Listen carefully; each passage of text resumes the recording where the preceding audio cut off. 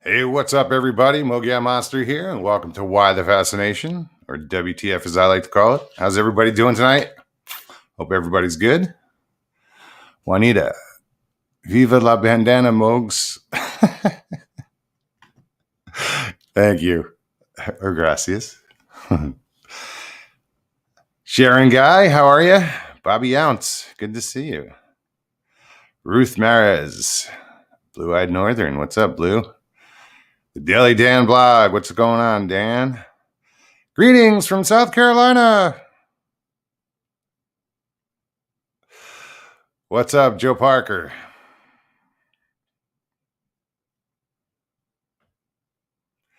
Emma Johnson, how are you, hon? Good to see you. Rex Hand, Big Rob. A lot of people here tonight. Ida Bustamante, how are you? I'm sure I'm missing somebody like Mr. Lee. Hoosier, what's up, man? Gary Sr., how are you? So yeah, guys, where am I? I just saw a name. Oh, there it is. What's up, Stacy? Good to see you.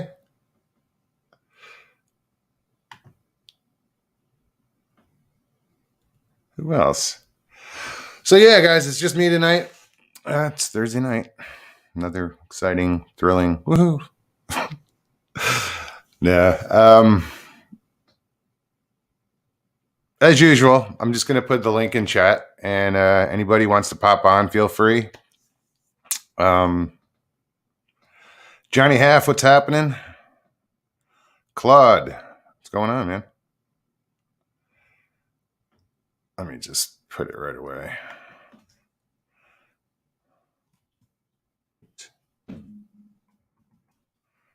All right, the link is posted in chat. Who said something about a catfish?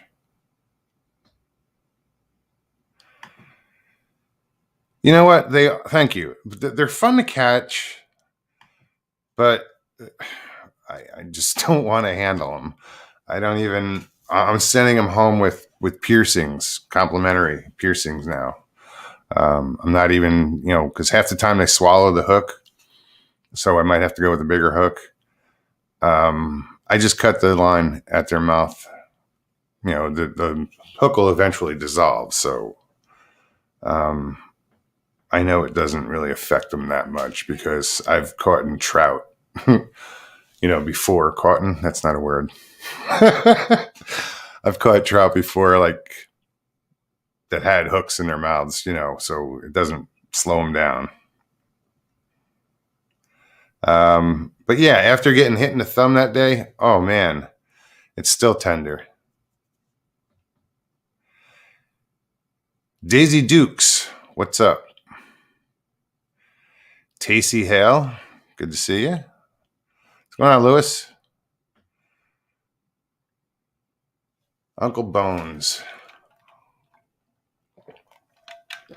Yeah, you have to forgive me, guys. My back is jacked up.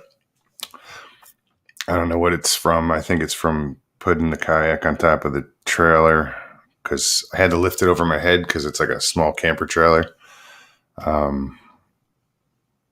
And just, it's not a heavy. Thing's only like 55 pounds, but it's 11 feet long. A little awkward. I think I tweaked something, but nothing. Some rest, Tylenol, and I got into the pool today to figured, it would almost like a aqua aerobic, it's lighter, it's low impact, and swam around, and hopefully that might loosen it up, but we'll see. Who did I just see? Hey, Brenda Hawkins, the Paracryptic Hunter. Wonder Woman, how are you? That's who I missed. I apologize. How are you, Kathy?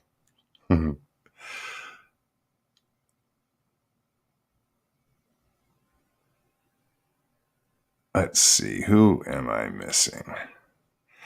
Yeah, guys, anything you want to talk about? Throw it in chat. Let's see what we got. You can't see my beautiful face. Why not? Too far back? Too dark? You don't want to see that much, trust me. I mean, I can turn up the light. Too much glare. And that's, yeah, I'll go one up. It's too much glare. However, let's go with that. One down. Back to where we started. Too funny. Nelson R., what's up, man? Been a while. Richie Evans, what's up?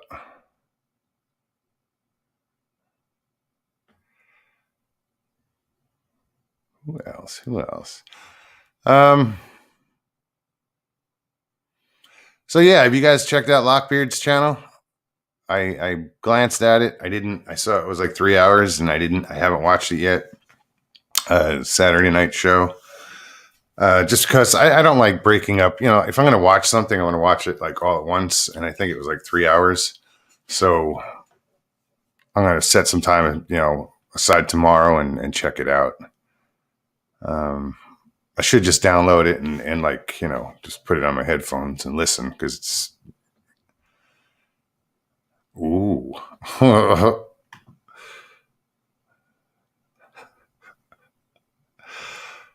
Oh, what is this about, dude? Joe Parker, what's up, man? Why you do I dare ask? All right, I already did. Western New York Bigfoot Investigation Group. Win big. I feel like I should be playing a lottery.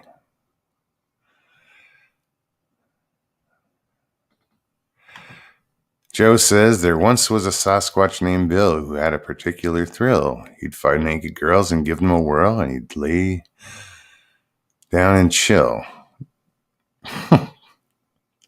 Think you left an N out there, but that's all right.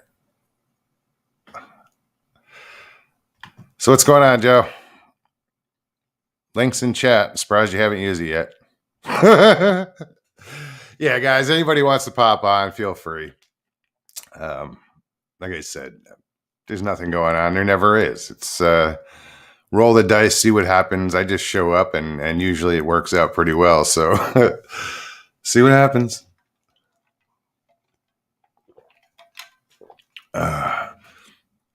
Yeah, I didn't do a short today, did I? No. Yeah, I'm starting to dig doing those, except they're going to be mostly on the water. What do I have to choose from? Fish and owls. Let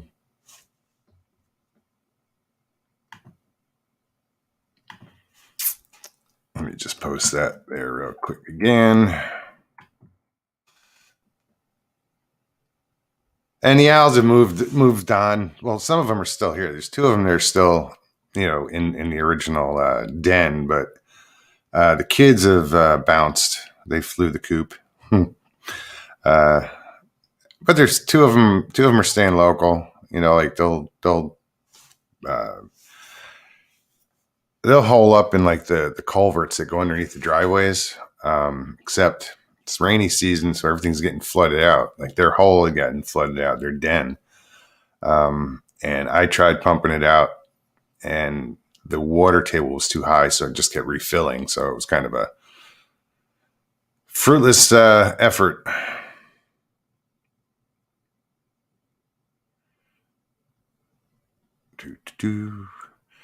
What is this? Yeah, really. Mr. Lee needs his own show. I think that's how he's going to break his, I think he's camera shy. He's going to have to sit there and record himself. 7 Pearls, hello. Media Palace, what's up, man?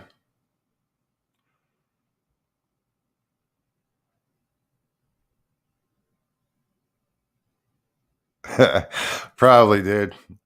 You could always go out to the nearest beach and see what kind of women is out there. Gosh, you'll probably get arrested for being a pervert, but whatever. Yeah, no, I don't. I like doing shorts on nature. I want to see some manatees. That's what I'd like to record, and some dolphins. That would be fun. Once I get out there on the kayak, shit, I might. Thinking of going tomorrow, but still might. Because I've been fishing in the same spot, and it's just like gets boring. Thanks, Mr. Lee. He says, yes, Mogs, the shorts are good. Brenda said, what? Oh, yeah. Thank you very much. Yeah, that's a cool story.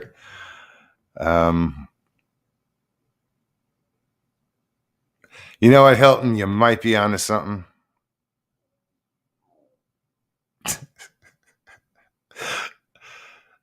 You always see them in the same room.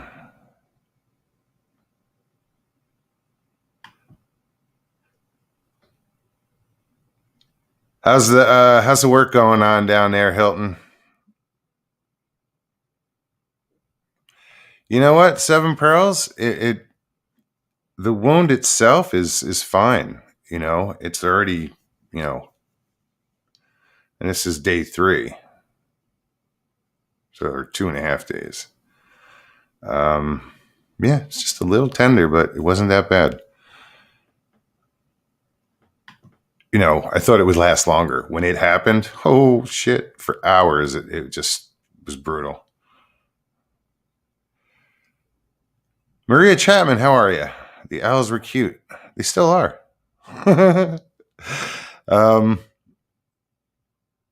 Yeah, I'll do more shorts with the owls. It's cool because you never know what you're going to get when you walk out the front door. The one day the ibis were there, and there's a lot of osprey around. So I'm going to get the camera out and I'll post. Instead of doing shorts, I don't know. I like doing shorts because they don't take up any memory in your phone. You can just put it out there. But there are some osprey nests I want to, film. It's pretty cool. I don't know. I like the nature.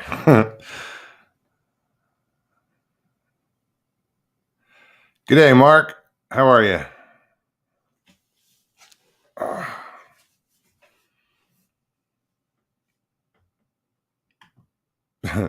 Manatees are cool. Yeah, well, they don't come on demand. You can't just whistle and they show up. I wish.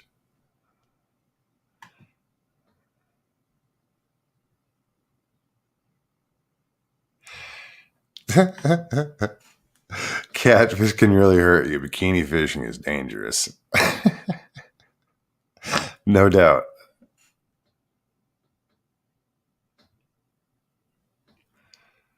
So who else? So guys, if you've never been on and you've always wanted to come on, hint, hint, anybody, excuse me. Feel free, come hang out. The link is in chat. Or the chat, yeah, the link is in chat. Why is my computer doing that? If you've never done it before, just click on the link and follow the directions. They're pretty simple. Do a quick sound check, and put your name in. Who else do we have? Ramiel, there you are. How are you?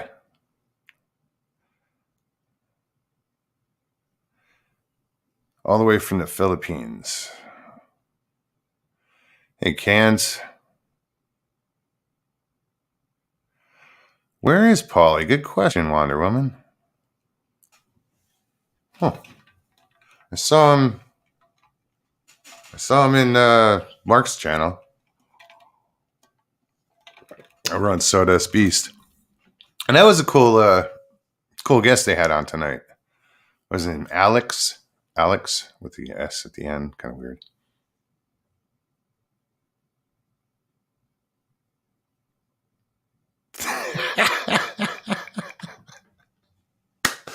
Right on, Mark.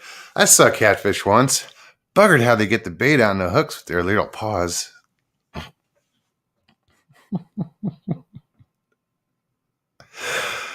Too funny.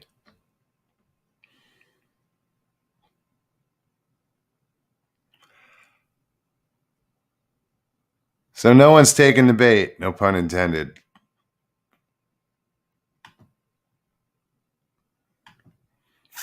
Yeah, so the area I'm gonna launch in as soon as I get the damn kayak to the water. That's the only problem is transportation. It's hard to haul a kayak in a Honda Fit. Oh, dude, we forgot about that. That's funny.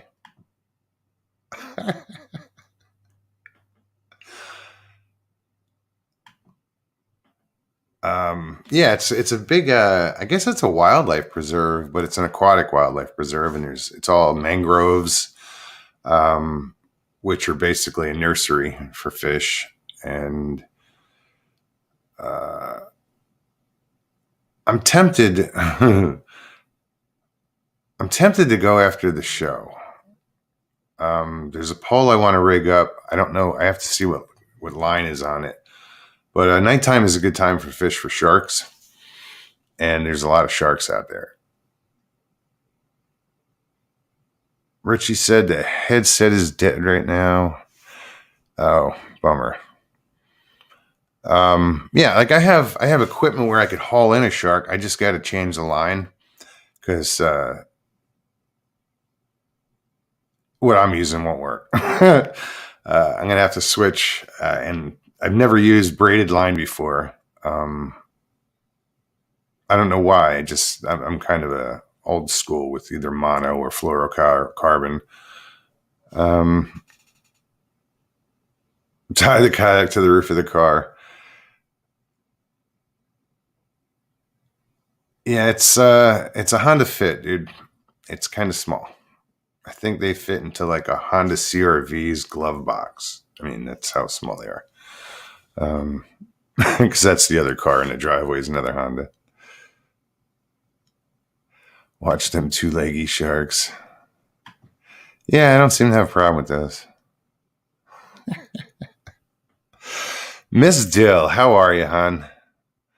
Whispers from the dark. What's happening?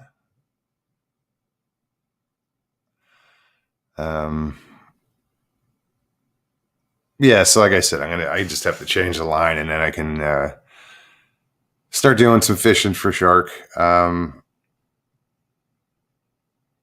See, the people fish off the bridge a lot.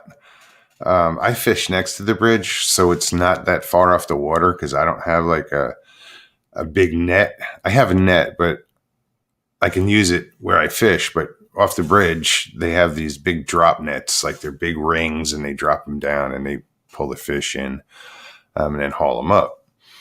But I don't have one of those, so.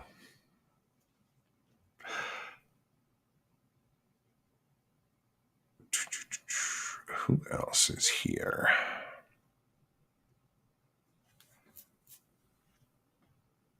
The other thing that's pretty cool was the stingrays. I caught one. It wasn't that big, but you see schools of them at times. And I saw a video recently where there was a guy, he's standing in the water. I think it was off of Sanibel Island or Captiva, somewhere over that way. The guy's standing in the water fishing, and there's a drone shot, and the drone is following this school of stingrays, and they go behind the guy fishing, between him and the shoreline, and he never sees them. And the water's crystal clear, but there was 100, 200 that went by him, and he never saw them, and they were feet away from him. It was funny.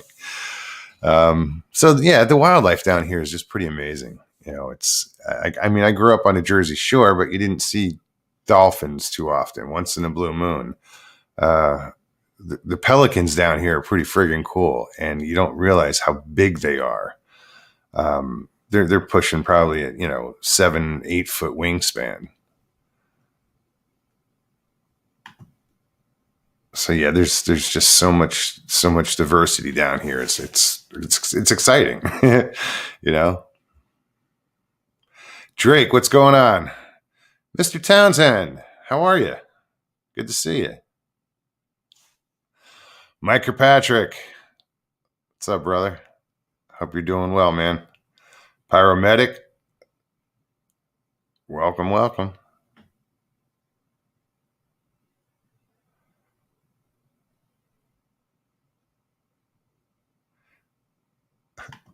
Is Paulie mad at me? If so, I apologize. I love you, Paulie.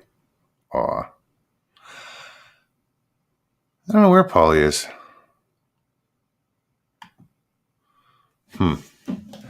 My phone's jacked up. I think I have to purge the memory because it won't do what it's supposed to do. I touch the screen on the keyboard, only like certain letters work, or I can't open it with my my little code every time I have to open it. So I think I got to dump a lot of the memory. Oh, what's this? What's up, brother? What's up, man? I just wanted to pop on real quick and tell everybody how it was us linking up in real life. I haven't got to tell the chance of the story of meeting the Mogia monster. I'm a cryptid hunter, and I found the Central Florida Bigfoot and the Mogia monster in the same room. How crazy was that? Yeah, that was a good time, man. It really was. I loved how we had like the underground section, and then we had Bobo, Cliff, Stacy Brown, all them in the auditorium, and you saw me running around talking to everybody. But It was very cool hanging out with CD Squatcher, Florida Lone Wolf, of course, Matt Larson, Tim T. Yeah. Yep. And then Bigfoot Dave after. And then me and Mogs actually got to hike together in the Green Swamp, down this railroad into this wet swamp for a little bit. Unfortunately, that got cut short. That storm kicked up, and it was like, nope, turn around. It was a killer storm too. I felt really bad for you having to drive home, through that. I was like, I hope Mogs is cool, man. I was so tempted to try to talk to Tim T into letting you stay with them. I know he would have. You would have been with me, Tristan, and Cameron in the back den room. We would have. You would have had the big couch. I would have had the medium couch, and then Tristan and Cameron would have been on the air mattress together. But it would have been magical. But it was just so dope to link up in real life, and it was thrilling, and that's what we do this for. And you've had the 100 episodes, consistent week after week, and it was really cool, to link up and then to see it in real life. And you and I were outside. You were smoking a cigarette, and we were just listening to people tell their Bigfoot encounters, experiences, all their stories, the family legends. Yeah, that's what was cool was, you got all this shit going on inside, but outside was where, the stories were getting told. The guys just sitting around smoking a butt, minding their business. And over here is somebody talking, and next thing you know, they're telling their story out there. That was cool. 100%. We just have that vibe about us that we got the long hair and we're lounged back. People just want to tell us their stories. And then, we tell them that we have shows and we do our own expeditions, and their minds were just blown. But even that one guy who was talking about the Bigfoot crossing in 2 steps, he was with one of the vendors. So everybody was everybody there. If you're showing up to these conventions, you're at least have your foot in the door, and you got some balls about you, because it's vulnerability out there too, because everybody's walking around feeling it out, because it's goofy, But I got to see you basically right off the bat, and then Flat Rock Booger greeted me right off the bat. So it was nice to just ease into it, and then run around like a wild man. I did so many interviews. I interviewed that one doctor with that apple bag that was torn apart, and then yeah. yeah, that was crazy Well, too. wasn't that was the same table that Tim T was at, right? Yup. Yeah. ISRT, the Independent Sasquatch Research Team. Dave Sidoti led it, and very, very incredible stuff. But I got to stay with Tim T, so it was super cool seeing what hair looks like under microscopes and seeing all his cast, and then going out the next day after we hiked. Yeah, you guys went out on Sunday. Literally right where we stopped, there was tons of activity right there. One woman, she was stung by a bunch of wasps. She ended up having to leave early because she was swollen up so bad. She had 30 stings. And then we had a hawk that had a broken neck. Tim T recorded a strange sound. And I wish I had my phone. Of course, I was just running full speed. I was like, let me do this, you know. But Tim T actually captured this like black mass that you can see hair and the gray skin and the sunlight coming off of it. So he's going to post a breakdown of that soon. Cameron recorded an hour of GoPro footage. Marie Dumont, she was out there trucking it just with Florida Lone Wolf. They found a bunch of structures. And well, I showed some footage from that night because I had the chest cam on, and all I showed was me eating it when crossed that little bit of water. The next day, those vines were crazy because you had to like run and try to get over the thick creek, and there was a big leap. And I remember Tim T said there was a huge cement block that me and you both just missed, and it was just crazy. It could have been impaled on the railroad, and then it would have been a quick ride to the ER. But dude, it was so crazy, and it was awesome meeting you. Well, and dude, I gotta give you credit. You know what, guys? You don't know, like, he's out there and he's leading the charge. He's bushwhacking. He's looking for places to cross. And I was in the back bringing up the rear. But yeah, he's the one that's looking for all these. Oh, can we cross here? And he's marching through the water and the mud, and that's what I was like. Everybody's standing around like, what the hell? I'm like, it's just water. And I walk in and just right on my face. But I bounced up quick, and oh, you definitely did. And you were back to it. I could have blinked and I didn't know, but that's the best thing. We all land and we all fall and we all get back up, and that's part of it. And I think that has a lot to do with this curiosity, because we are entering uncharted lands. It's illegal to walk on railroads, so you can't do that. We actually found a bunch of steaks on the walk home, and Tristan and Cameron paid for their entire trip just by selling railroad steaks when they got back here, straight from the green swamp. I gave all mine to my mom. Railroad, what, the spikes? Yeah, the one, I think, what just holds down the track and the vibration, shoot them off. We had a long walk back because we walked so far, and then we were like, oh, let's just take the tracks back. We were getting eaten alive by mosquitoes, and then by then I was delirious. I ended up puking on the way home, and in a good way. I felt so much better after. Puke and rally. In a good way. It was awesome, man. But oh my gosh, it was just so memorable, and I still catch myself like going back to that weekend like a little dork, But I'm looking forward. If you had a good time out there, I mean, like I said, I just wish that the storm didn't roll in, because I was ready to. I didn't know how much further we were going to go in, but. Right. I wanted to see what there was. Started, and the storm was coming. But you saw me. I dipped down right into the canopy. I think we could have been good for, I don't know, maybe 10 minutes, 12 minutes. And that doesn't sound like a lot, but that's 10, 12 more minutes of sounds that we could be hearing, of 12 more minutes of your footage being recorded, because that GoPro will pick up anything from far away. And we had owls calling and babies. Yeah. But I caught some decent lightning, but it was dark. Heck yeah. I'll have to see that footage. Did you put it on one of your lives in the past? I think I did the lightning one.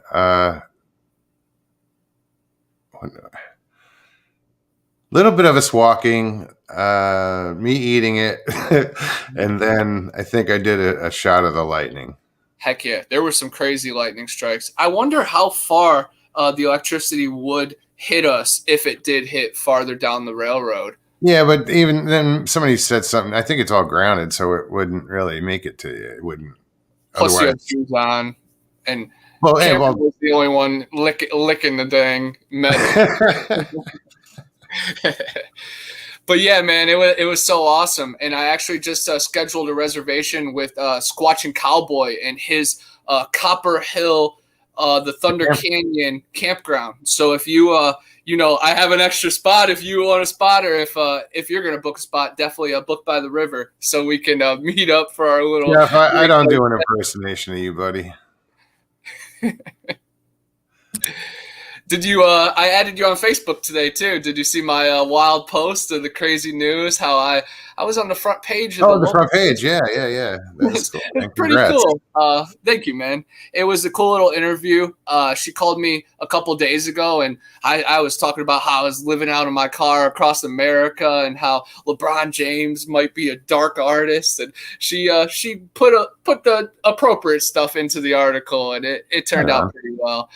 So I'm really happy, and it's good for my family to see that I'm not too far gone. I wish they got to see us at the conference, because when you're surrounded by people that just get it, the vibes are just so good. And we had doctors, we had military guys, we had actors and actresses up on stage, and it was a memorable time. But that I'll always look back to, man. But it was so crazy, man. And of course I had crazy vibes. Of course I knew me and you were going to get along, but since our last debate, things of course got a little wild, but it shows, that me and you could be the bigger man, and we got along great. Oh, absolutely, man. It was funny because you're like the first person I see. Like I open that door, and that door didn't even close behind me. I hear Mogs. I'm like, what the fuck? Oh, shit, what's up? Yeah, I had two choices. Go big, go Mogs, or I don't know, hide or something. And that's not me. So it was awesome. It was meant to be. Everything was just aligned perfectly. So it was a good time. Yeah, and then to meet everybody like CD Squatcher and Barb was there too. Barb Santy. There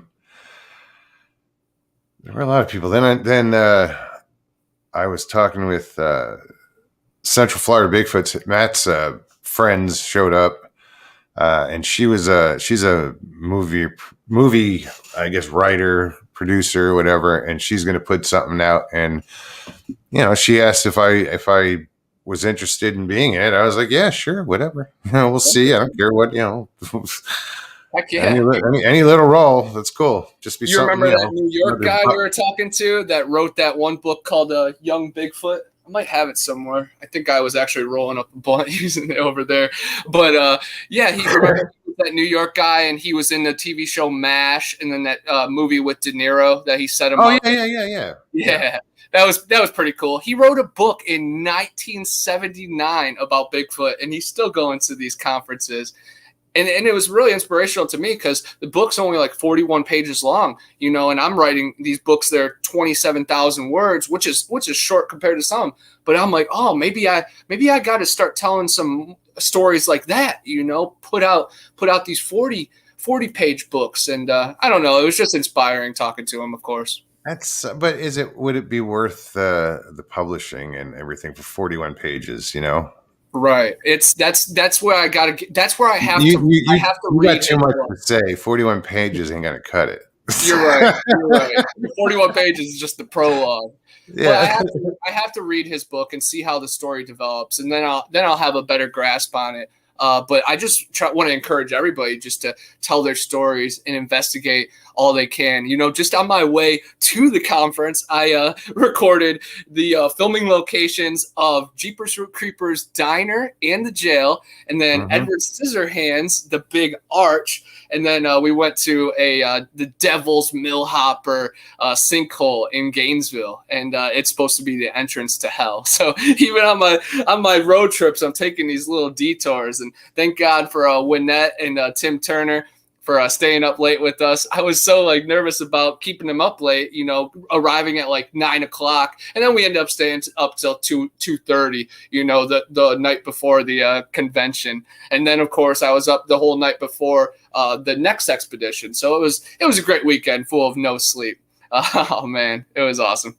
Yeah, when you were like, oh yeah, we didn't, you know, we did this and did that, and I'm like, and you said you didn't sleep. I'm like, come on, you had to slept. You're like, no, like 2 hours or some shit. I'm like, what?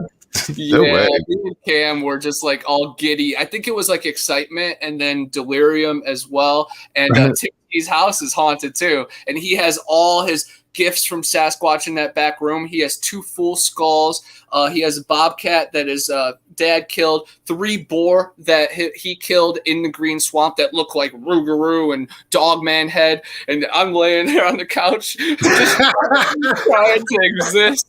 And one weird incident we had. Like I'm being watched. Yeah, 100%. Cameron, like I look at him and I don't think he's looking at me, but he's just staring at that bobcat, making sure it doesn't pounce on him. But one weird event we had in Tim's back den is Tristan was on the inflatable mattress, and we were just like talking, me and Cameron, and then he started like seizuring out for like 5 hard seconds, and I actually had my glasses off. I had to put my glasses back on, and then he starts looking at us like we're guilty. And oh man, I think he was just like falling in a dream, but it was weird. And I already wrote it in my chapter, you know. It was paranormal. But yeah, man, it was so thrilling, and I'm so ready to make new memories on the way. And are you planning on coming up to the Tennessee camp out? And when is that? September 4th and 5th. That's possible. Dope. That'll be awesome. I'm not going to commit. I'm not going to say yes. Like I had wanted to go to Gatlinburg, but then I was like, it's too much. But yeah, I would like to hit that up. I think it's closer to than Gatlinburg. Yeah, it's only more 6 hours from me. East. How far? It's only 6 hours from me, but you're pretty south. You know, I'm over here. Yeah, no, it's probably like 12. It should be dope though. Manimal Research and then Old Bear's Den. And I reached out to Manimal Research yesterday because I co-host with Gypsy Road a lot, and they actually had Gypsy Road had them on the show multiple times. So I already said, hey, I'm looking forward to camping out with you. We have a mutual friend. You know, I'm not that familiar with those guys. Manimal Research. They're a different community than what we've been put in our spider web, you know, and that's why I'm excited, because there is so much. You know, Matt Larson was talking to Cliff and interviewed Cliff, and Cliff had no clue what Bigfoot Odyssey was like, and that's nothing to Cliff, and that's nothing to Bigfoot Odyssey. That just shows how big this world is and how big Bigfoot is. You know, I think Cliff should have knew Bigfoot Odyssey.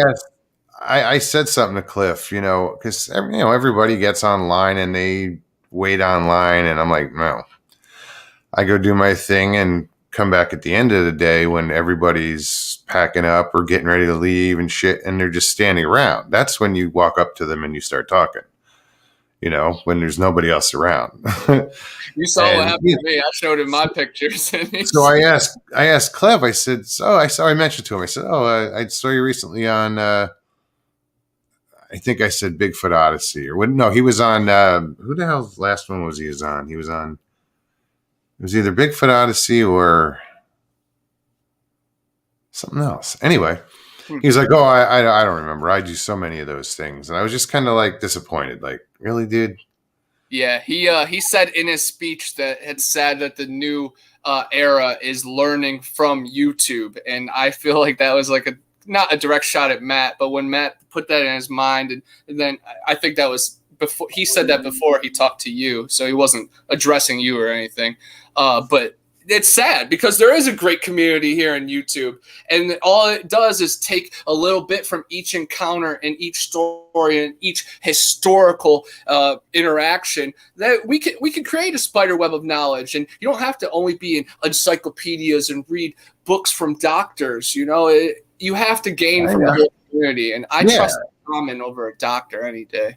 And well, that's why I love listening to narrations, firsthand narrations, like Sasquatch Chronicles, like Buckeye Bigfoot, like Dixie Cryptid, like I love that shit, man. If I want to fall asleep at night, I'll put on Jeffrey Nadami. That's what puts me to sleep. But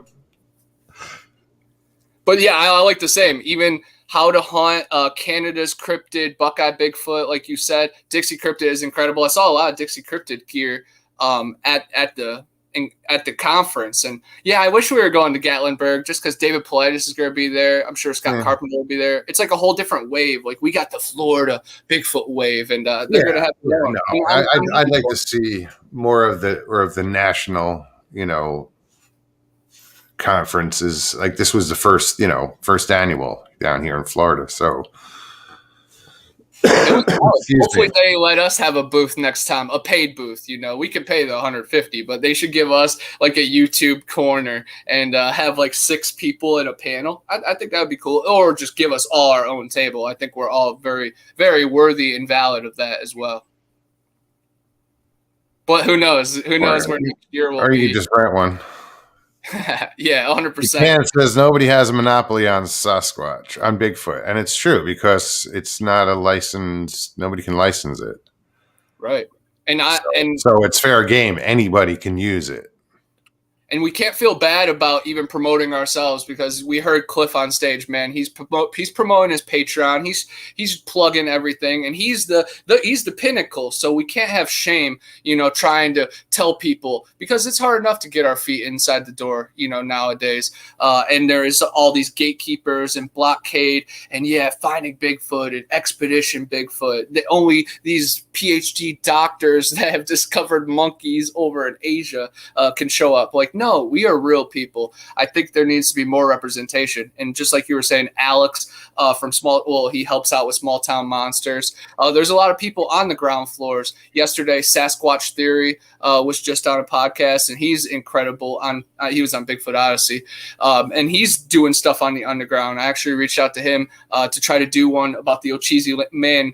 The Ocheezy Pond Wild Man, the one that was captured in the 1800s around here, and that one always gets me all riled up because people. Yeah, but that one was. They caught him and then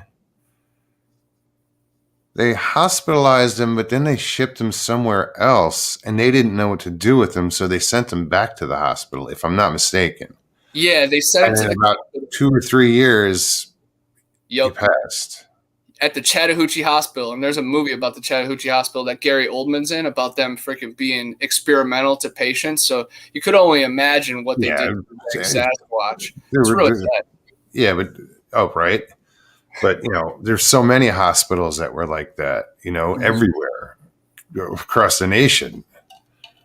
We're hearing about them in Canada, all about the Native American grave sites that they're finding. It's truly sad. The Dozier School here in Mariana, I've investigated, and I always rile up the locals because, their grandparents worked there, and either they turned a blind eye or they are part of it. I have no other option. Stuff was happening there. So, man, it gets people's panties up in a bunch. And,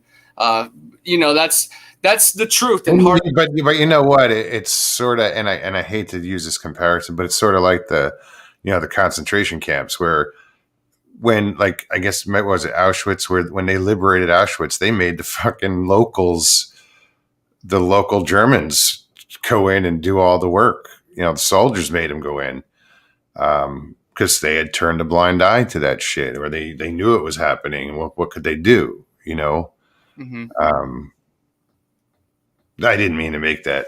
It's the only thing I could think of as comparison. No, it's true, man. And camps are a crazy thing right now. There are internment camps happening in countries across the world at this moment, and it's sad. So people just got to start thinking for themselves and breathe and love your loved ones. Be close and trust the ones around you, not the establishment. Because the establishment is hiding a huge veil over our eyes, man, because this country has a bubble around it, because around the world there is revolutions and there is huge problems. rising. So we need to stop turning a blind eye, or we're not going to have these fun conferences next year because they're going to have so many crazy limitations. Well, let's hope not. I hope not either. Sawdust Beast, what's up, man?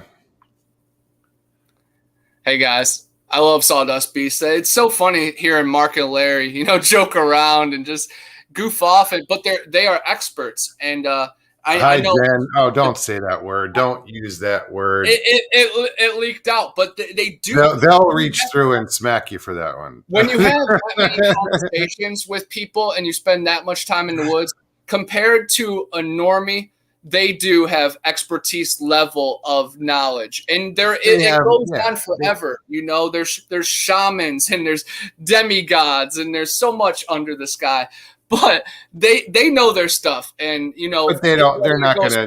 They'll be the first one to tell you they're not experts.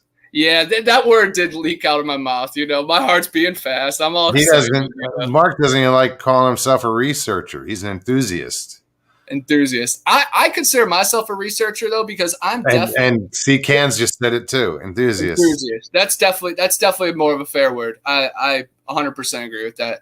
I consider myself a researcher though, just because I'm always diving into the history and all the other encounters. Oh man, if you guys are dummies, that makes me. I can't even imagine the word, but yeah, I love your guys' show. You guys do incredible work, and if you guys ever want to have me on a round table about something wild and fun, definitely have me on. And if you guys are coming to Squatching Cowboys camp out, I'm super looking forward to it. Yeah, I don't know what they're doing. That's September, beginning of September. You know what? I want to say yes. I have no idea what I'm going to be doing then. Yeah, that's what going to those, and it's a camp out. It's not necessarily an outing. Like the only thing I've done was 168. I say the only thing. Well, I'm not downplaying it or anything. I'm just saying that's the only thing I've experienced as far as, getting out there and doing an organized, search or whatever you want to call it. So there was more pressure on that end. You go to an outing, you can hang out, you can go squatch if you want. It's not required. Right. I'm definitely looking forward to the laid back vibe, and I know there will be different groups that congregate to each other, and there will be night hikes, and there's actually really good whitewater rafting right on that river, the Oconee River, and I was looking it up. It's only like $45 or $90 for the main rafting excursion. And I was going to ask some people if they were up for that, or, I don't want to cram something into the schedule either. It'll be cool just to be there and get some information. And the Oconee River has a couple of river monsters itself. It leaks over to like the Altamahaha, that one Georgia serpent. So I'm going to be looking for Bigfoot out my left and then looking for the sea monsters out my right. So it'll be really fun. But I'm really pumped to get to see the Expedition Bigfoot Museum. I actually drove past there like 4 years ago, and the people driving just kept going. I didn't get to see Where is this? It's a museum on the way to the place. And there's not many roads that go up there, so you'll probably drive right past it. I think it's in Cherry Log, Georgia, right near Blairsville. So I'm so pumped, and I'm going to call there ahead and, try to talk to them and at least make sure they're open like every day of the year. But, I want to talk to them and try to get some and make sure I ensure that I could visit and everything. And if they have a Sasquatch scalp in the back room, I'd prefer to see it, Man, you're probably the only person I know who would pull off smoking a blunt with a Squatch. Yeah, I'm definitely open to it. I got them rolled right in the back, and once. Hey, big guy, here, hit this. It disguises my smell, and it also makes them think that there's a pretty female Sasquatch coming in because, you know, they smell like that White Widow ganja. So you big alphas coming in. I think that's why we get thrown out of the woods so much. But yeah, man, it was a legendary time. You know, me and you got to burn one for the ages, and that was legendary. And even Florida Lone Wolf got involved on that, so it was cool, man. It was, the vibes were right, and even when we had to suffer through freaking McDonald's and the crazy storms and the cops following us through the side gas station. Yeah, that was weird, man. And I'm just trying to catch up to you guys. And we have 4 cars. It's raining. And everybody's going different ways. And yeah, the police want to follow us. Like, come on, man. We're doing important excursions. It's funny though. I only saw the one cop. Like I you know, flipped a Yui there in the parking lot and was pulling out, and I just saw the one cop pull in. And then when I got across the street, you guys like, yeah, there were like 3 cops. I'm like, 3? I only saw one. They basically circled, and the one that you followed you and did a wide U, I did an internal U inside him, so I kind of like whipped around real quick, and I was trying to be like, dude, I'm following them, like, sir, you're breaking the chain, you know? Well, I was just like, I guess they were kind of like, why the hell are all these cars pulling into a closed gas station? You know, I mean, it was shut down; it wasn't even just closed.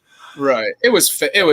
It was fair for them to be suspicious, and they didn't pull us over, but they definitely got my heartbeat going. You know. It's hemp. It's hemp. I swear. That's what you always got to say. Harold Denton, what's up, man? But yeah, I just wanted to pop on and you know, spice things up and let people know. I wasn't cutting you off. I just trying to keep up with the chat. Livewire, what's going on, man? Good to see you. Hey, Brandy. Since we've last linked, I know in person we talked about it, but I was in a movie called Zillafoot that came out, and I actually basically play myself. I warn the military of impending doom. I go into a bunker and try to tell them, Zillafoot's coming, the aliens summoned him, and they brush me off, and they tell me I'm right, but they still usher me out, and it's so bad that it's good. It's a kaiju creature movie, and maybe it will be on the Sci-Fi Channel or Tubi one day, but keep your eyes peeled, guys. The Zillafoot. You never know, man. You never know. 100%. Harold, I got early morning tomorrow. I'm going to dip out, but I definitely will bounce back soon. Tell Iron Dogger happy birthday, and I will talk to both of y'all very soon. Hello to everybody in chat. If you guys want to subscribe to me, Bigfoot Anon on YouTube. I do daily investigations, and I get mixed up with crazy fun stuff. I actually interviewed CFB and Mogion Monster. I wish Mogion, I got to give him a little bit more stage time in our video, but it was natural. It was our whole gang just hanging out outside the auditorium, and that's where all the girls were coming, you know? So, no, actually, in the back of the video, one girl does come, and she's like, oh, and she turns around, and I want to be like, no, you can come in, but, you know, sometimes humor doesn't go the right way, so I play it safe. I will see you soon, Mogs. Thanks for letting me on. Peace out. Later, brother. Bye. Well, that was cool. See how harmless that is, guys. You know, you want to come on and just bullshit just like that. Feel free. We had a good time. You know, it was cool to see him at the conference, but it was afterwards, you know, they were talking about going for a hike, and I was just like, I'm in. I figure I'm here, why not? So we went and did it, and luckily, you know, or I should say, unfortunately, that storm rolled in. Sorry, I was reading. Mogs, my deceased softball buddy Michael Lewis was always trying to get me to try mushrooms or acid hits. Oh, I hope that's not why he's deceased, buddy.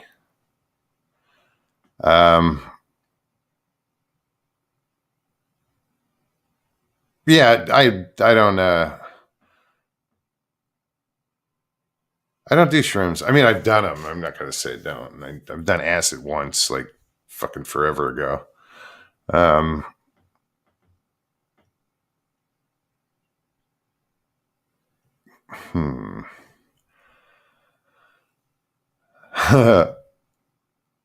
Anon on Fast and Furious. Yes. And he's like that, in person. It's not an act, people.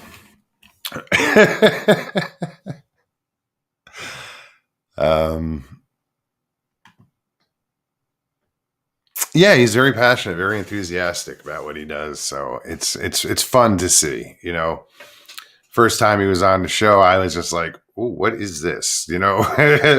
I just stepped back and let him go, and the rest is history. And that was cool. Now he's part of the community. I hate that word too, community. It's part of the family. The family.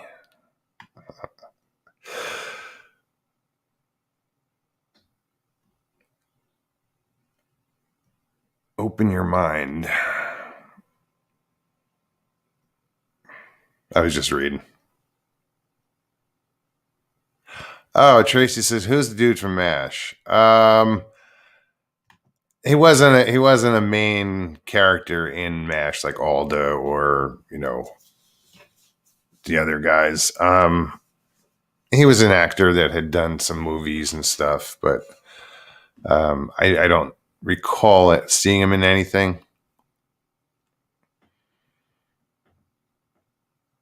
He was just probably a soldier or just I don't know, some actor. Lewis says mushrooms don't kill people. You've never played Mario Brothers, have you? Just saying.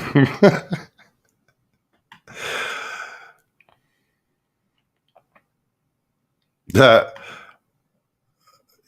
maybe I'll stop using that word.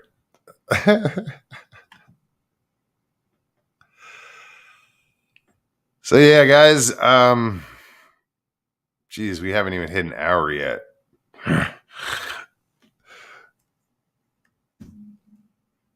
And the link is in chat.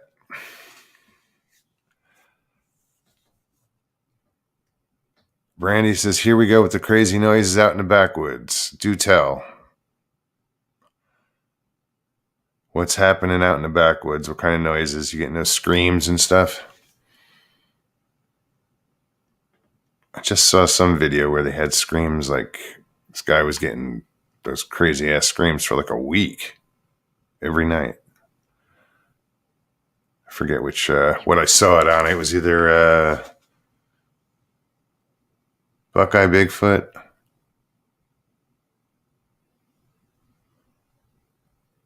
Might have been Dixie Cryptid. Yeah, Brandy, come on live. I feel bad when I say that. I feel like I'm putting people on the spot and it's a dick move, but I'm not. It's just, I'm reading chat. Somebody else put you on the spot. I just made sure you saw it.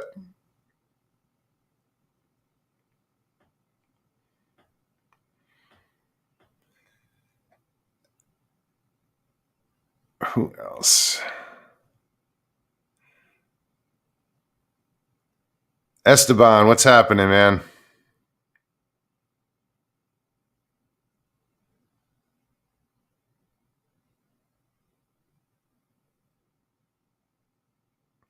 Oh, what's up, brother?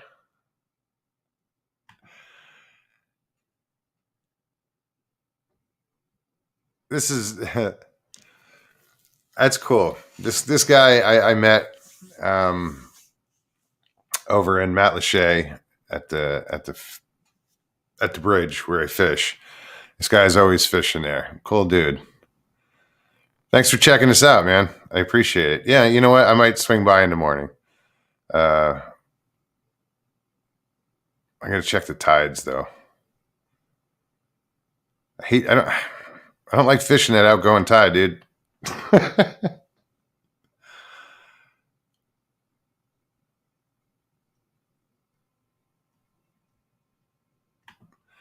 Media Palace says trying to convince some brave enthusiasts to come down here to investigate. Down to Brushy Creek and Harryman Road.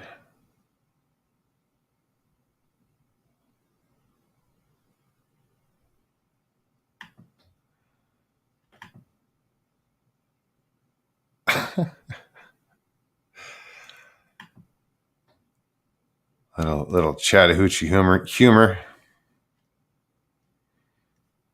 Of course, I know what song it was from. You know, country fan.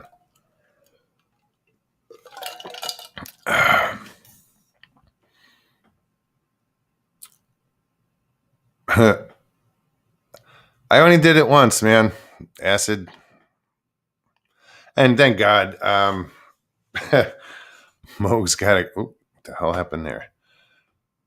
Mo's got a girlfriend yet? No. Not yet, you know. I just... It'll happen when it happens. Not out there looking.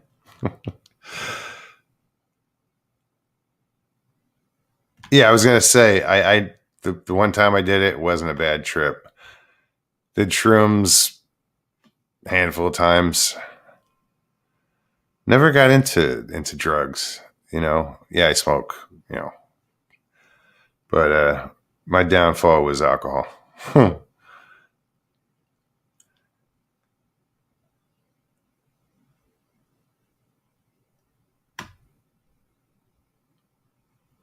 Must be familiar with firearms for protection.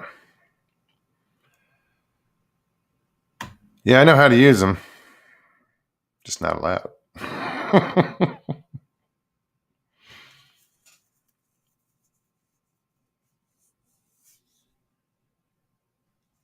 Yeah. What's up, Lockbeard? Careful with them Florida women. Yeah, well, they're not Florida women. They're New York women living in Florida.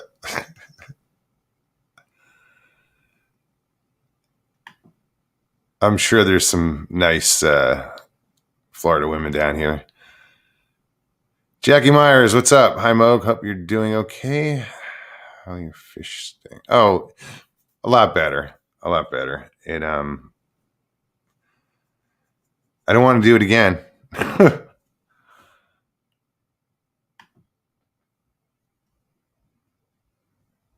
Yeah, anybody wants to Joe Parker, you hold on, what did he say? Mogs, you hunted back the day. Yeah, I used to hunt. I used to hunt a lot. A lot of bird hunting, deer hunting. I say deer hunting, but I've never actually killed a deer. I've butchered them and skinned them and, you know, all the rest, but I never actually killed one. The only time I shot at one was with my bow. And, you know, I got that buck fever where everything just goes tunnel vision and, you know, you think you're going to pass out. And I let the arrow fly, and I shouldn't have, but it landed right between his feet. So definitely not a good shot. But lots of birds, lots of pheasant. We used to stock our own pheasant. You know, we had a hunting lease, about 700 acres in Lafayette, New Jersey. It's a cool piece of property. Very cool. There were bear up there and all sorts of stuff. Joe Parker, yeah, a lot of Cuban girls in Florida too, huh? Why does that keep doing that? Okay. I'm pushing too far to the right on my mouse pad, so it's not doing what it's supposed to do.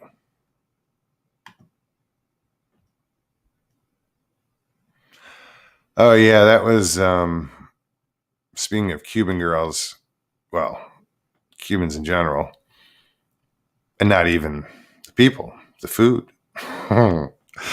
Yeah, I don't know if you guys ever had a Cuban sandwich before.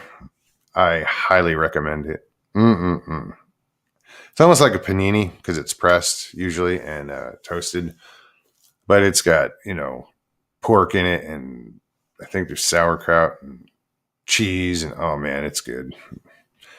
Shit, now I want to I want a Cuban sandwich. Yeah, we found this place out on the way when we were going to the property to where we did the investigation for 168. Lynn and I had gone up there to do a little more investigation on those lights, but on the way we found this little Cuban deli, and holy God, those sandwiches were good.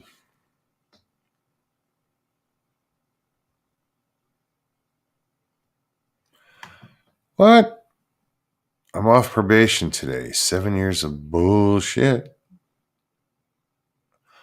Mike, didn't know you were on, but glad you're off, dude. That's a huge lift off your shoulders, man. No doubt. Been there, done that. It's funny, same amount of time. It's only supposed to be 3, but 7 years, it's kind of stretched it out. That's another story.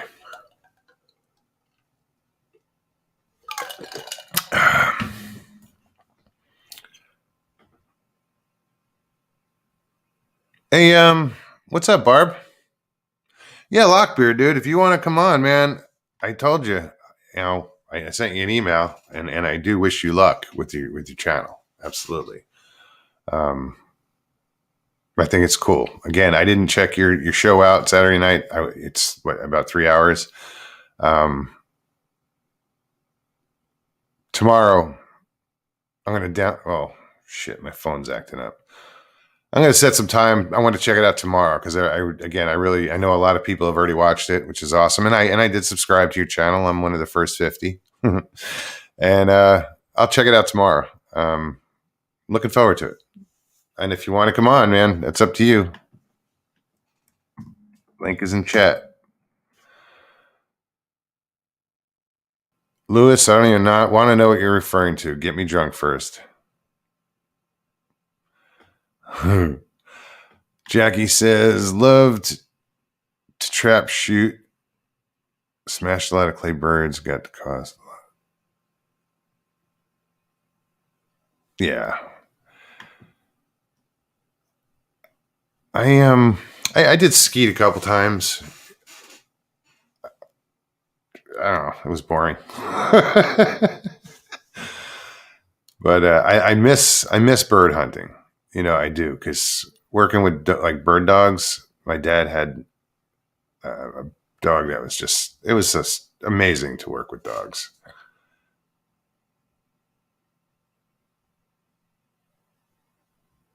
I'm just reading chat.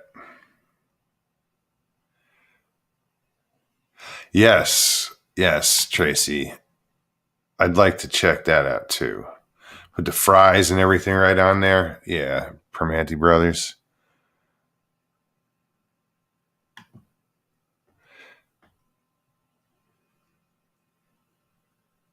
Well, there's a place in Brandy might know. It's in Jersey, but it's near Rutgers. It's probably New Brunswick or something. There's a little store that does a lot of that stuff where they make those crazy sandwiches where they'll put a chicken patty breast or whatever and then mozzarella sticks and French fries and make this crazy sandwich. Damn, now I'm hungry.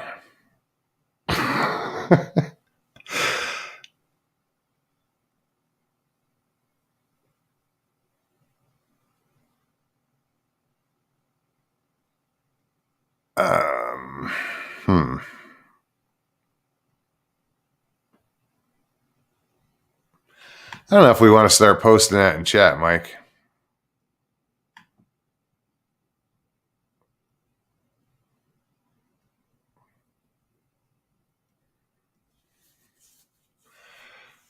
I'm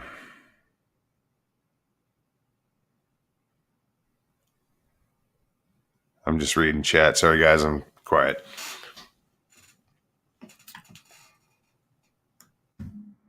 Oh, what did I just do? Let's not do that. Hey, Dorothy. Welcome.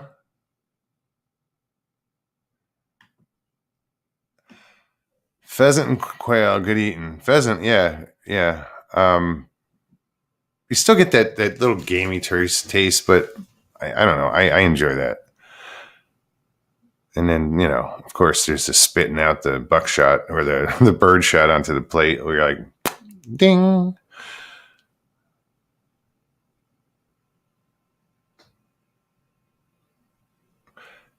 You're trying, Big Rob. Getting that Lincoln Jet. It's just nobody's using it.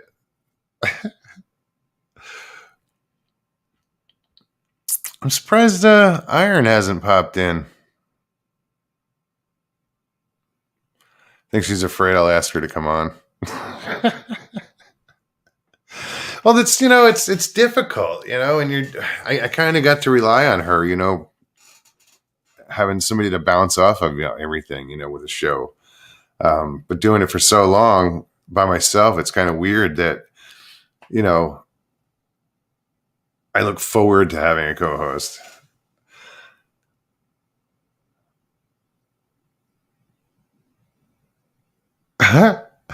Dorothy, why wouldn't I say your name? I say everybody's name, and you are special.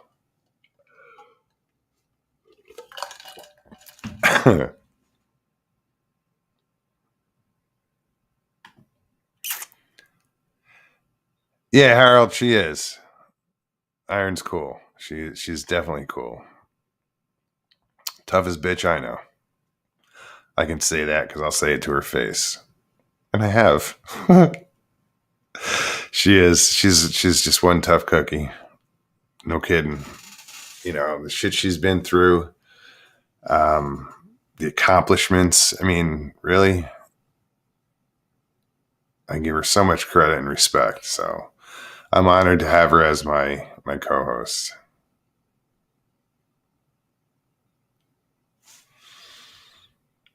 Yeah, God has blessed her.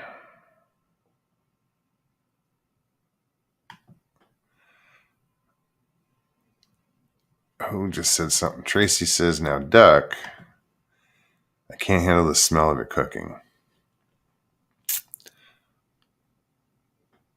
Trying to recall what that, because duck is so greasy.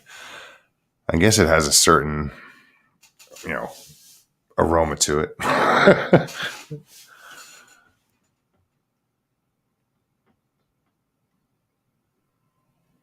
All right, guys, we got 50 minutes left. Oh, that's okay, Seven Pearls. I wasn't even referring to you. I hope you're healing. Yeah,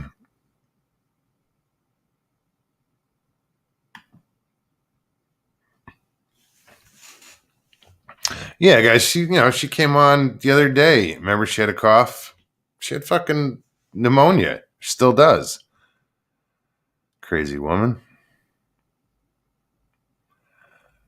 Duck in the slow cooker.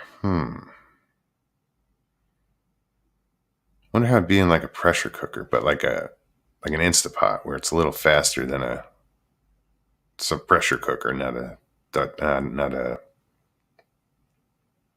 what do you call it? Crock pot.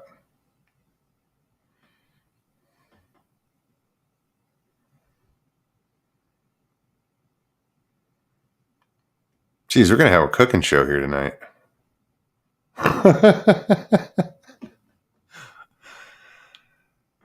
Cooked duck stuffed with apples takes the greasiness out of it and removes the gamey taste. How does it remove the grease? That's weird.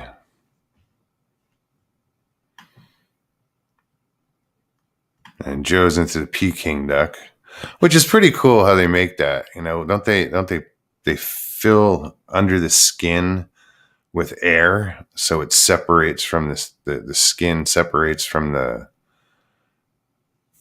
muscle, and then they just deep fry it. But the skin gets crispy. That's why they separate it. Not a pressure cooker, slow cooker. Okay, crock pot.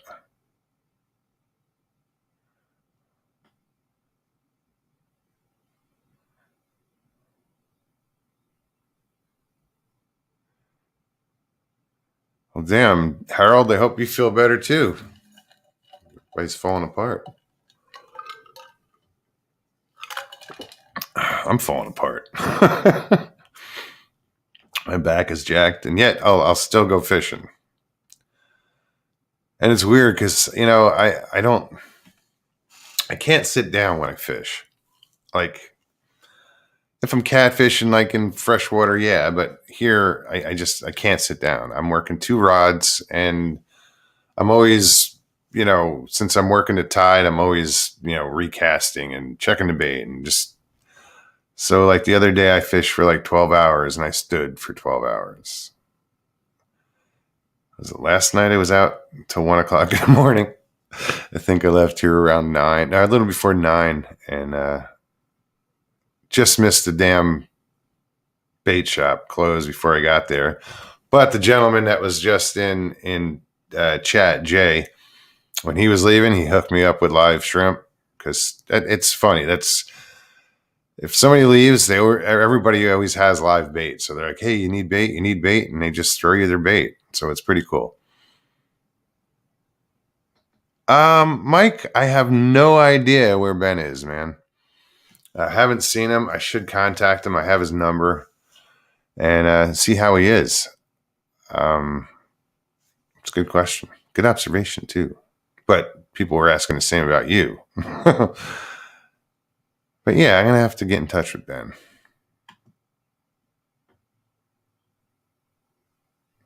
Right on, Mark. That would be cool, man. So Livewire is going to pop on in about 5 to 10.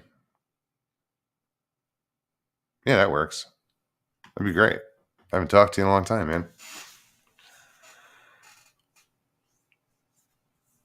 So Dorothy, are you new here? No, you look familiar. That name's familiar.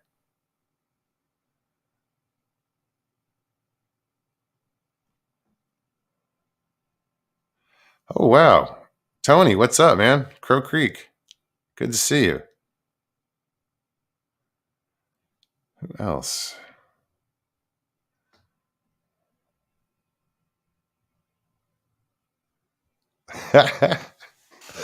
Oh, wait. Does Mark sing? Oh, that's right. You guys still haven't heard me sing, have you? Crap. Couple months. Right on, Dorothy. Well, welcome. I'm glad you're here.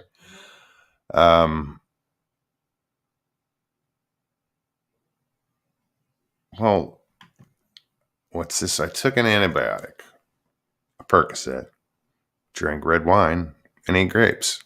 I started itching. My lips blew up, and I broke out in a rash. Percocet and alcohol, and an antibiotic.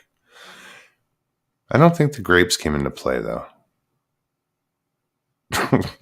Well, I hope it wasn't too bad. That's you got to be careful with that, mixing alcohol and scripts. Doesn't work. I can't take Percocet. They make me sweat. I don't like that feeling. Whit, what's going on, man?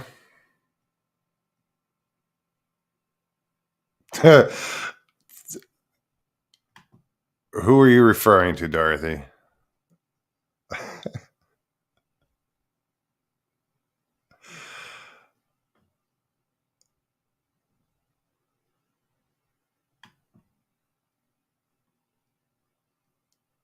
Juanita said Mark sings. I don't remember him singing.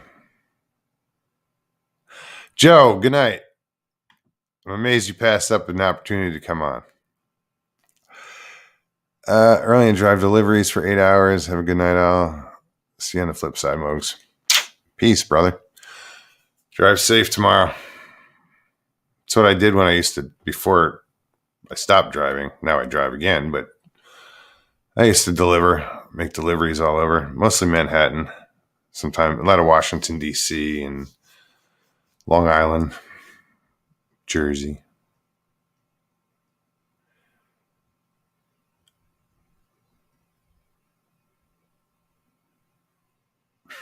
I see Whit said Ben, but who are you talking about? What's up, Janky? Oh, me. You goofy. uh,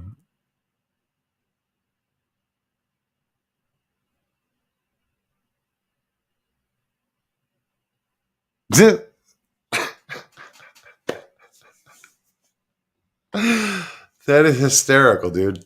It's commercial shrimp. It's shrimp. Of course you could eat it.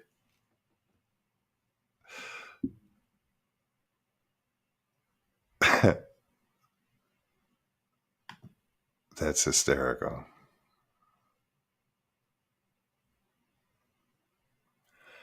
I think your name Jerry.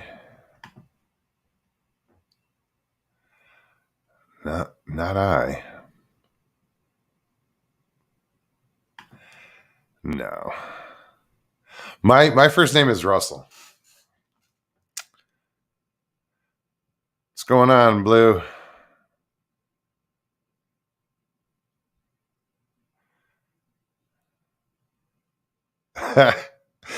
Danny. When I was a teenager, I made a few deliveries. Also, I never got caught.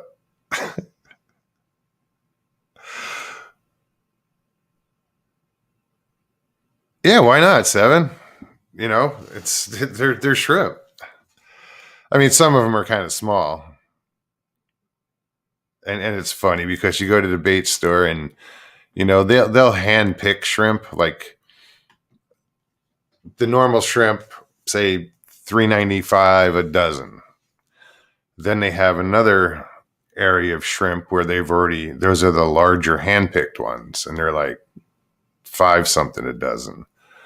But it makes a difference, you know.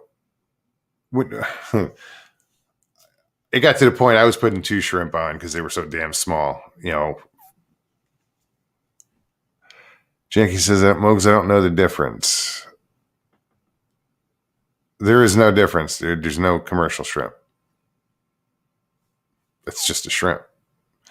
There's pink shrimp, white shrimp.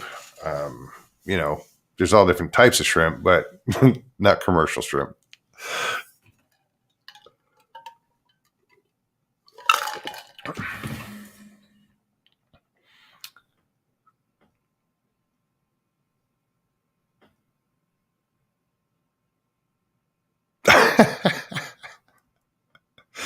Aw, thank you, Dorothy.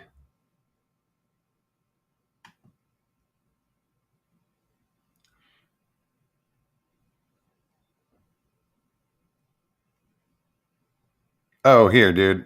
I'll post the link. There you go.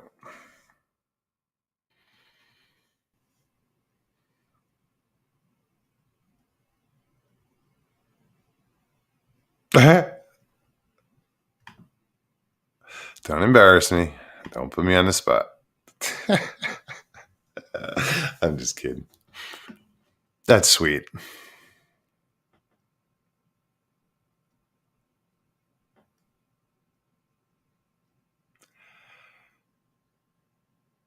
Want to keep your liver? Keto people, don't drink.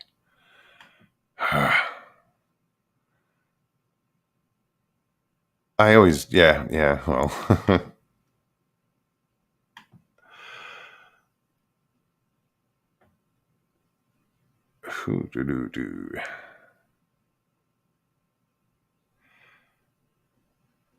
Sorry.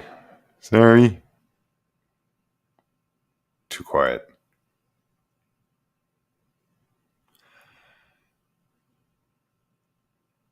Just blowing through chat, guys. So yeah, Mark, I put the link in there. I guess you saw it.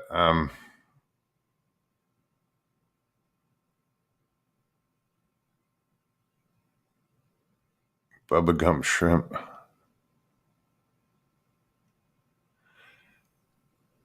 Keto is easy, people. Stop calling everybody people. Oh, it's pretty English in them. Tracy says, I quit 20 years ago. Beer and shots. Yeah.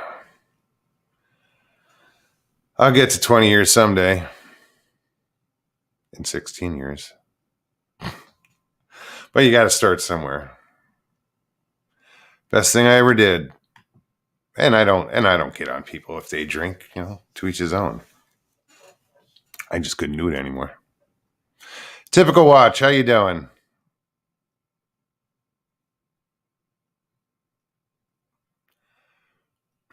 Squatching Cowboy. What's up, Mark? What's going on, Mark? How you been? Oh, man, we got a lot of problems like everybody else. I tell people, I said, how you been doing? I said, well, I got 99 problems, but Bigfoot ain't one, so. Okay, you're coming in really, I don't know what do you call it? Tinny? It sounds weird. Hey, let me try something like that. A lot since I've done this, I had to find it's distorted. All right, hang on.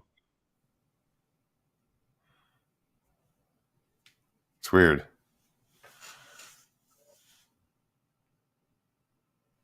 Oh wait, there's a keto alcohol, Danny. Did that do anything? No, it sounds like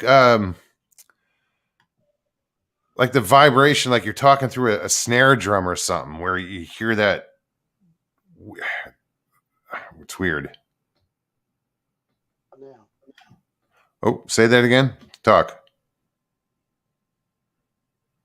Can you hear me? Now it's good. That's good. Yeah, perfect. Yes. Of course. You're good. You're good. Yeah. Good? Yeah. Okay. You were good before you took off the headphones. What's that? Huh? You were good before you took off the headphones. If you need the headphones, put them back on. Okay. Yeah, it was just, it cleared up just before you took off the headphones. You say. I agree, Tracy. All right. You don't hear me now? Yeah. No, you sound good, man. You're good. You're good. How are you, man? What's up? Can't hardly hear y'all though. You can't hear me? You might just have to turn up the volume on your headphones.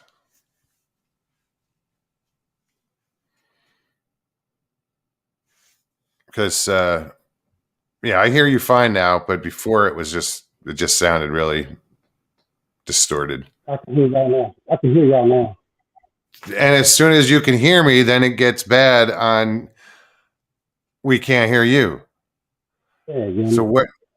I'll tell you what, Miles. Give me 5 minutes to finish switch headphones because there's got to be something with the headphones. I got another wireless set. I'll be right back on. Okay. All right. Yeah, no worries.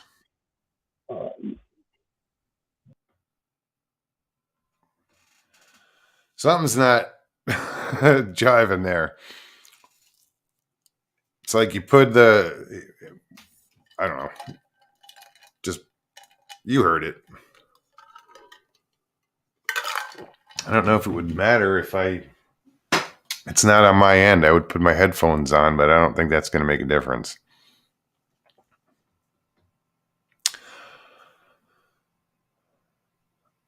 Oh, what are we talking now?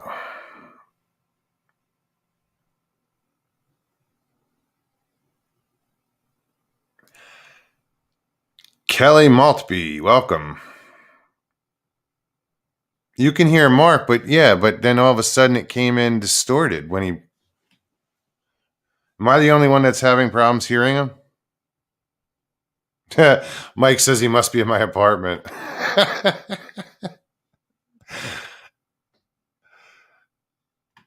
Yeah, it was funny. You'd have to. Mike would be walking all over the house trying to find a signal.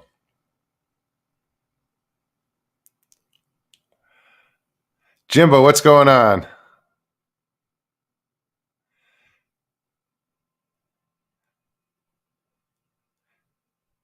He said he was never clear. Okay, as long as it's not me. But didn't it sound like he was talking through like a snare drum or something that with that metal on? The drum with the metal on it.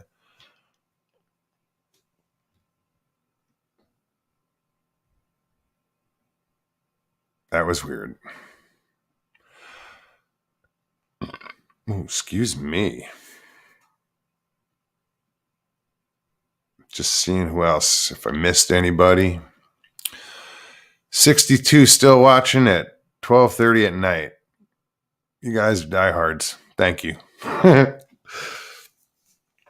Yeah, it's still it's weird, you know. I doing it from Arizona, it was like I didn't realize how late it actually was here. And now that I'm here, it's just I'm like, damn, sorry guys. I mean, you know, oh yeah, well it's 12 o'clock, but when you're doing it that late, let's try this again. All right. Is this any better? Still not. You're gonna have to say something like talk. Bigfoot is real. What do you want me to talk about? You're still a little. Let me adjust this thing here. Whatever you had done earlier when you said like you couldn't hear me, but we could hear you. So yeah, I know I couldn't hear you then, but I can hear, you know, y'all can hear me just fine. What about now? It's still a little distorted. Really? Well, I'm sure we can deal with it. There's always something. I wasn't really planning on coming on, but so I had to find my stuff and this. Well, it's not terrible. Oh, what is that? Talk. Hear me now? A little better. Change anything? Yeah, that changed. Something changed. Yeah, now I'm back to where I can't hardly hear you any. Crazy. It's like, well, how that. So what are you changing that's doing that? Huh. Yeah, it's crazy.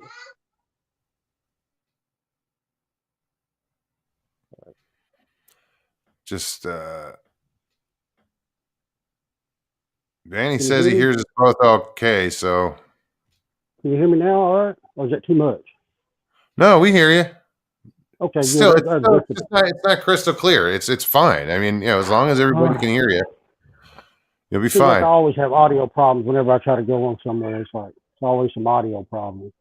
First time I went on Bigfoot Odyssey, people couldn't hear me hardly when I was on there. But anyway, it happens.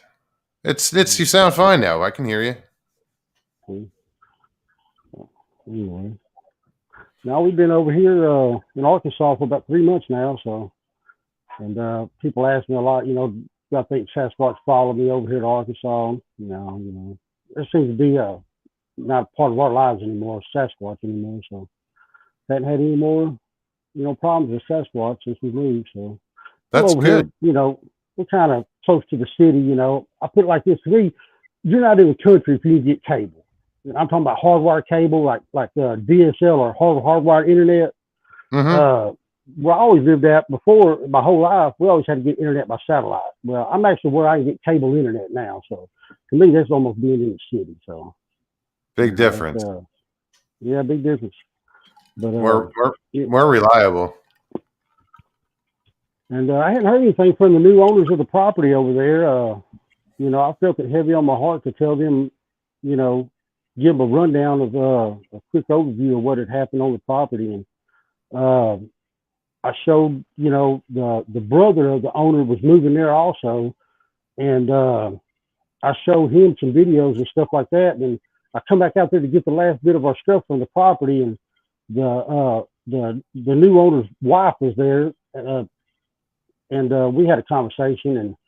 And I don't, you know, they come from Oregon, which has a lot of Sasquatch activity already. So, you know, they're not, you know, new to the idea of the concept of Sasquatch coming from Oregon, I imagine.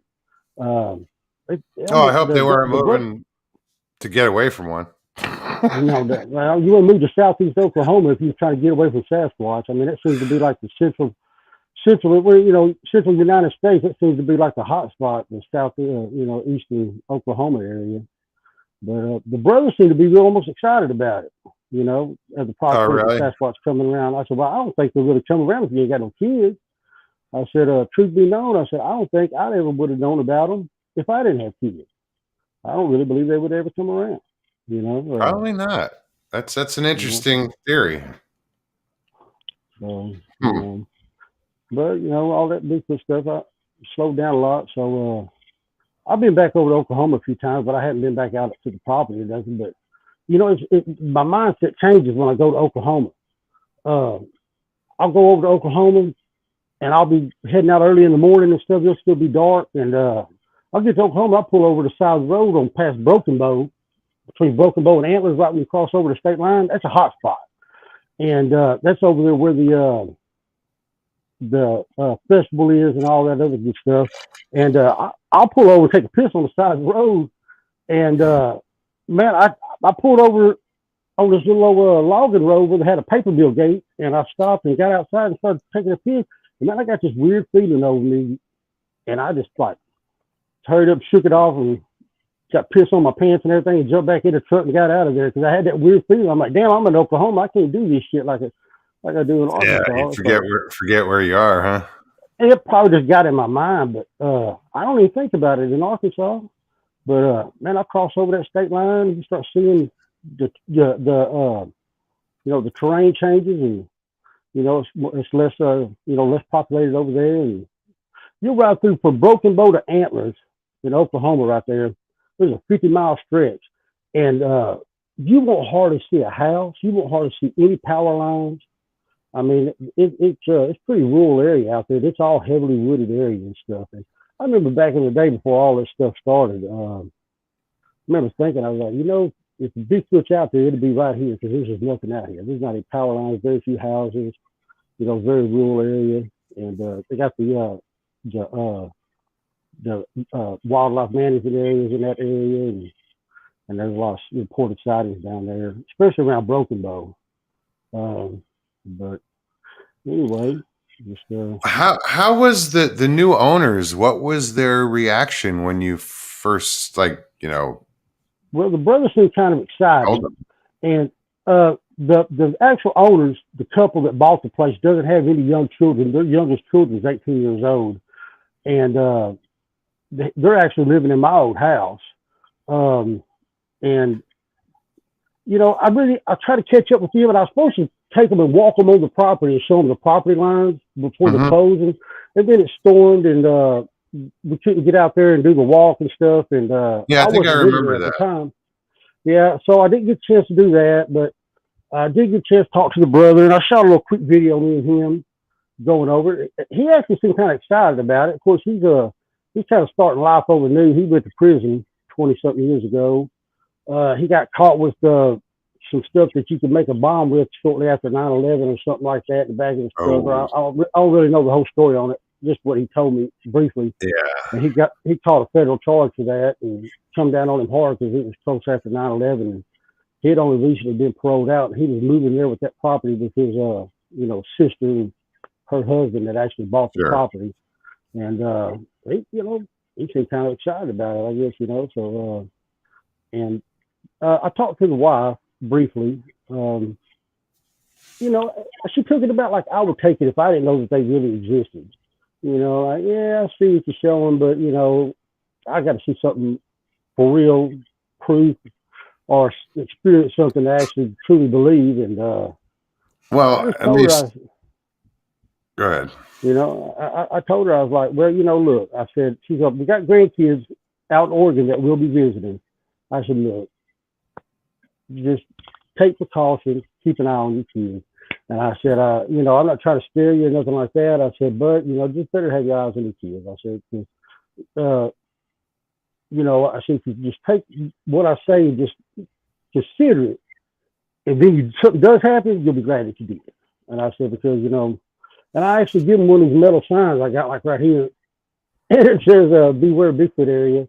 It had Bigfoot on it. And I wrote my phone number and email address and a couple of friends of mine email addresses on the back of the sign. I said, if you ever get to where you need some help out here, something goes on, I said, just take that sign. I said, I have to get some help. So, so far I hadn't heard anything from them. So, of course, it's summertime right now.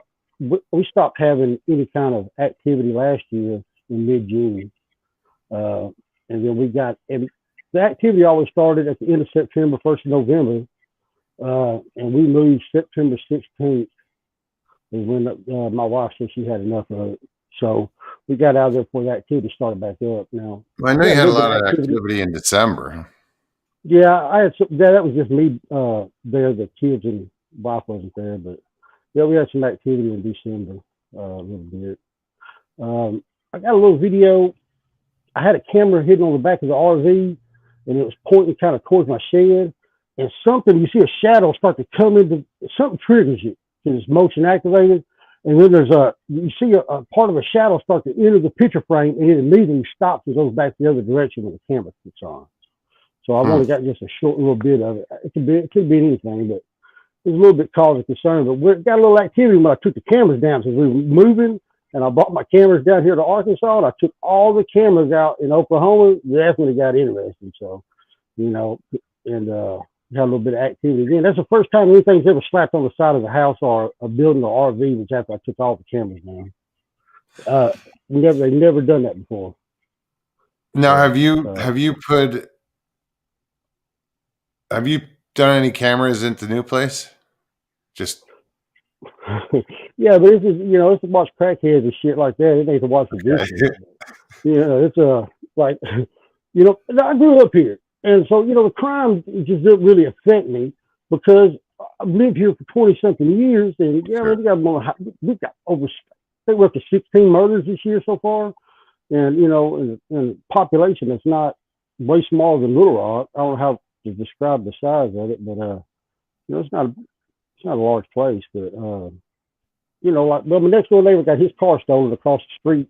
And 2 houses down got broke into, but, nobody messes with me. No, you're armed and dangerous. It's not just that, but they hear my, I got a custom SUV. I got a Jack Roush Expedition, and it's got a $100 alarm on it. So they hear my alarm, arm and disarm and things like that, so people know not to touch that truck and blah blah blah. But yeah, I've got one camera up outside, and I got one camera up inside. That's pan tilt zoom. And that's it. So, are you comfortable? Man, I'm fine. I can be comfortable anyway, though. All right, that's what's important. As long as you and your family are good, and man, some of that stuff has had a lasting effect on some of the kids, especially like my daughter. She gets freaked out like just last night or night before last. There's a little bit like a limb that kind of comes down in front of the window in front of the kitchen, and it kind of moves like that, and it freaks her out. When she sees something like that outside the window, and I had to go cover up something cover the window up because the shadow was coming through the window, and it's kind of freaking her out. My son Travis, the one that has a sighting that kind of triggered everything, the man that said Daddy, there's a bear outside. Has a white face that was looking at me, and I asked him how it was walking. He said, like me and you, Daddy, there's two of them. Crossing across the yard out here at his grandma's house, to his great-grandmother's house that lives next door, and his uncle and brother live across the street over there where my wife's family is. He gets freaked out walking across there and looking at the woods. I'll sit there and watch him out the window, and he'll be coming from grandma's house, and he'll get to watching in the woods and sometimes freak himself out. Because he's looking, and I'll tell y'all something I ain't never told anybody before. I'll tell you a couple things I never told anybody before. You hear Dave Pliers talk about the kids that have the disability, that this and stuff. My daughter has a disability.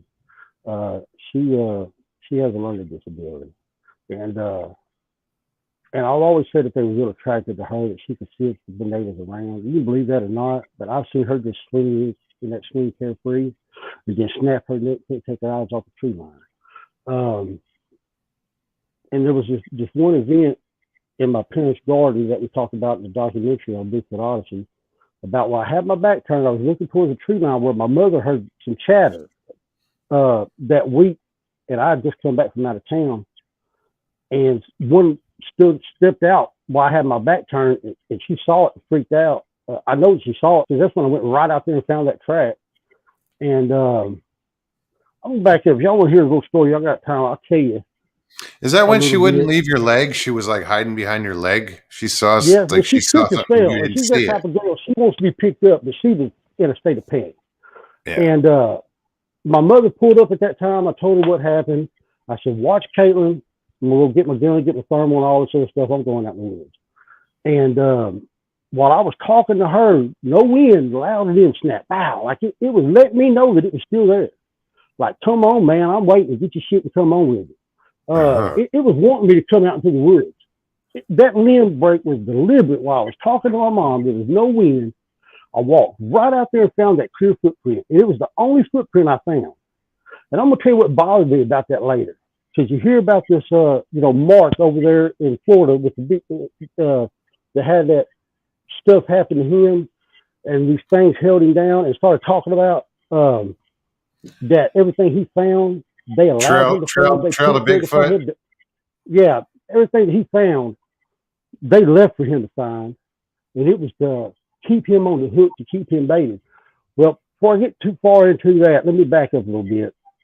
I've always been pretty adamant about not gifting these animals or creatures, whatever you'll call them, tribe. Mm-hmm.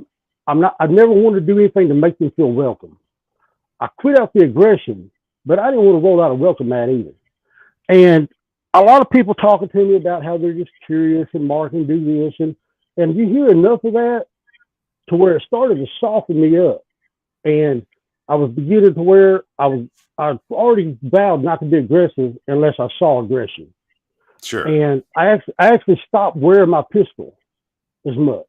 Where it used to be, putting on my pistol was just another a pair of clothes or socks or whatever. Sure. You didn't go outside without it. Just like you didn't have your socks on. It's like putting your watch on. I got to where I was carrying my gun less and starting to relax a little bit. And I would hear these dove sounds when I walk out of my house and I walk to my parents the whole time. Hoo, hoo, hoo, hoo, hoo, hoo.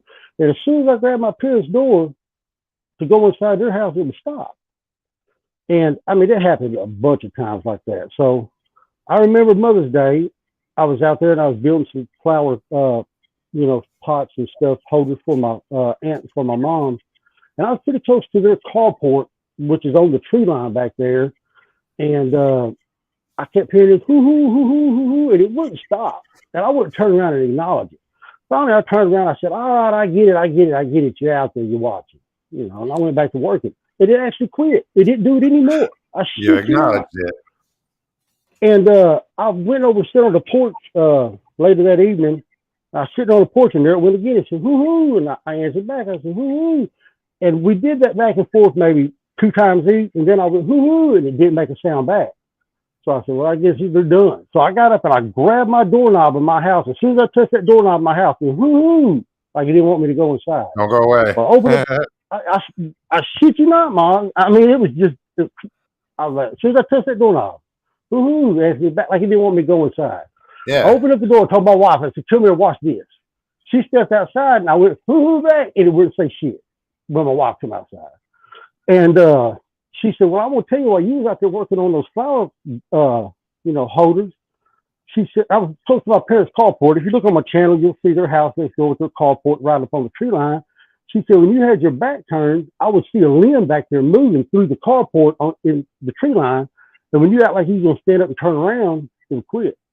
I'm like, why'd you come out and tell me? She was like, well, I just thought it was just a coincidence or something like that, blah, blah, blah.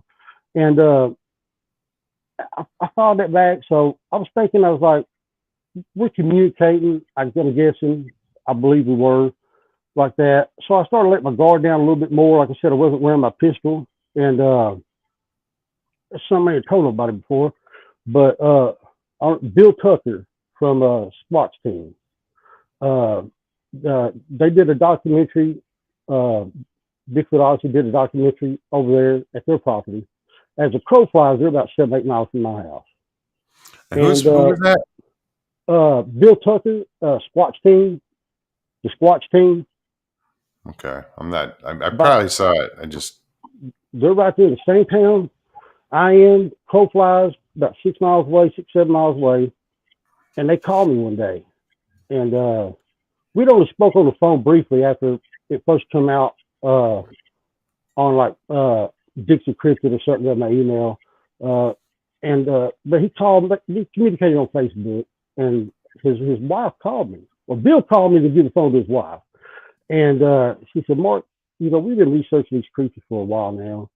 And we're over at the property, they inherited from another researcher, and she said, we've never had anything that ever really spooked us. She said, but there's something that's happened recently to me.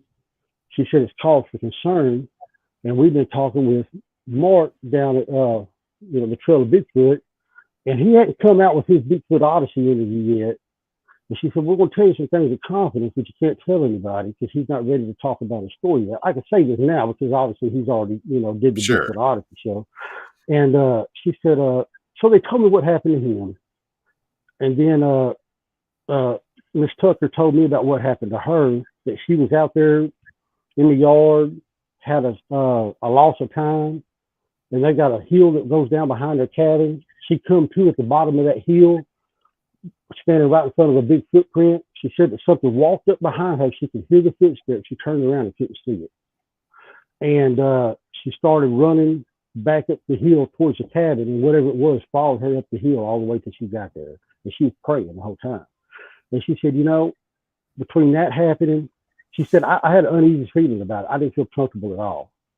And she said, with what had happened down at Trail of Bigfoot, and the way Mark described that they had allowed him to find this, and it was to lure him, it was to bait him, and to pretty much groom him to be a kill, and that they won him over, that they feel threatened and all this other details. And between what she said, and I got to thinking to myself, I said, and I do a lot of looking and reading, and I'm not saying this is what was going to happen, but it really did weigh heavy on my mind, because here I am, made aware of these creatures, find out about it. I feel severely threatened. I'm shooting at the damn woods. I'm trimming trees with the damn, assault rifle several times. And now all of a sudden, I'm not carrying a pistol as much. I'm letting my guard down. I actually put a bucket up on a tree and left in a bag of fruit one time and didn't tell anybody about it for a long time. And then somebody saw the bucket when I was walking down through the woods and saw the bucket on the tree, and I got busted for gifting them that time, And I never would thought I'd do that. And I thought to myself, well, here I am letting my guard down after being so fearful of them taking my kids or watching my children. And I said, what if they're, and then I listened to a couple of reviews, and I don't know if y'all know what counting coop is. The Indians do the counting coop stick. Yes. They can sneak up on their enemy and touch them or steal something and get away undetected. It's an honor. Sure. It's a prestigious honor. So, and the Bigfoot outlaw said that one of them said that they witnessed this, a Bigfoot approaching one of their researchers while he was pissing or something, and he moved his elbow and touched him while he was pissing, and it looked like he was doing counting coop. And that they do a lot. They inherited some traditions and vocalizations and words and stuff from the native people supposedly. And you just think about this. You think about what Mark said about how he was being groomed to be a kill, and they baited him in to where he'd been chosen to be one to be, to be taken, taken out. And what freaked me out about that scenario is I just started letting my guard down. I quit carrying my pistol all the time. I carry it sometimes, like after dark, but here I am over there in my mama's garden. I've been in Arkansas the previous week. I brought my kids back. My wife stayed because we had other kids in school, and I was down there in Arkansas for spring break. And so I brought the two youngest with me back to Oklahoma by myself. And me and my daughter, my mom was like, we heard some chattering sound. I heard the whistling sound. She said, we're selling this fucking place. That's the only time she ever said she was going to sell that place before, she actually sold it, 9 months later or whatever. But it really freaked her out. So she heard that chatter right in that tree line right outside her bedroom. And so we're in the backyard at the garden. My daughter's messing with the gate. I'm over here looking at the tree line close to my mother's bedroom, just looking around to see if there's something over there. My daughter has that freak out moment while she's messing with that gate. Now, why in the hell would this thing step out for my daughter to see, knowing she's going to panic and flip out and put herself at jeopardy, knowing that I want to squeeze off rounds, knowing I'm coming, you know, and you seem like you're gonna take a kid. It'd be, you know, we wouldn't put yourself at risk. But what if you trick somebody like me into letting the guard down after they know that you exist, know that you're looking for them, got cameras up, took precautionary measures, started watching the kids closer? Then what if that thing would have come up there and snatched my daughter right behind my back while my back was turned? How much more honor and prestige is that to not only take a child, but take it right there within the feet of somebody that knows you exist and looking for you? And you look at all the, and I'm telling you what made me really take concern about this. And I'm not saying this is that I'm right, but it is just a theory that I come across. Sure. You look at all of the missing 411 for my area. I lived in a missing 411 hotspot. So I did too when I was in Arizona. All of the disappearances for Arkansas and Oklahoma took place on the Oklahoma-Arkansas state line. Not on the side of Arkansas where Memphis is and all that shit. Not on the other side of Oklahoma, on the Oklahoma-Arkansas state line where I lived at, is where all the missing people, 411 cases took place for those two states. And I mean, it was all around my house. You know, you got Broken Bow, you had the Devil Deals Park right there in Arkansas. They had McAllister, which was 40 miles from my house, and you know, these missing 411 cases. And you start reading the cases where the kids were took, and one that caught me real particular that was close to my house. An uncle had his nephew out. They were hunting. They were going to like a tree stand or something like that. He's walking. The boy's about 9 paces behind his uncle. The uncle turns around and sees him, takes a couple more steps, turns around, the boy's gone. Never been found. They brought in professional trackers. The boy stepped in a mud puddle and never stepped out the other side. And the comments that David Politis made on that case, well, he ain't gonna come out and say he thinks it's Bigfoot, but what he did say was, he said, what type of predator is out here in these woods that has supreme confidence in its ability and skills to come and snatch a child mere feet behind an armed person, an uncle, going hunting, and have supreme confidence that it can get that kid and the kid not make a sound and get away undetected from an armed individual going hunting. And that was right close to my house. And I was reading what saw this beast said, Mark. And you start adding all that stuff up, Bigfoot Outlaws, what they said about the county coop, and then the disappearance with the boy feet behind the uncle, and he was armed, and things like that. And what happened with my daughter, and then, like I said, Bill Tucker and then called me and told me what had happened with Mark. And it reset me. I'm not gonna lie, it reset me. And I was back to carrying my gun every day, and you know, sure. and put my guard back up because I was starting to let my guard down, and it really did reset me. Well, don't let it don't let it, like, you know, define you. You know, don't of course keep your guard up. Yeah, I mean, you know what they're capable of and shit. But you know, bringing that, I think you'll be fine where you're at. You know. Man. I tell you, but I jump on chat. I say hi, but I'll be honest with you, I rarely stick through an entire show. I jump on, say hi to people that that I make friends with and stuff, and sure, my headphones are going there, and I kind of go on, and this is the only Bigfoot anything that I've got in my house. I don't have Bigfoot doormats and all that shit and everything. Yeah, I don't either. And but it's still, there's nights that I sit up and I think about it.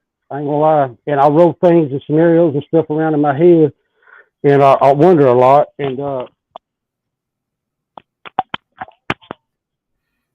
well, it makes sense though. I mean, like I said, you do know what they're capable of. So, all those different scenarios would be going through my head too. Joey Hayes, what's up, man? Can you hear me? I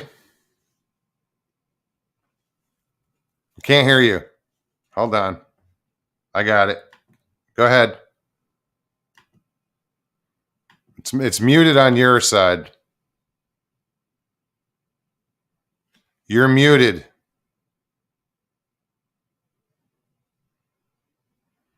It's muted on your side. I can't unmute you. Yeah, I can't unmute you. It's muted on your side. I think he's froze up too. Huh. Mark.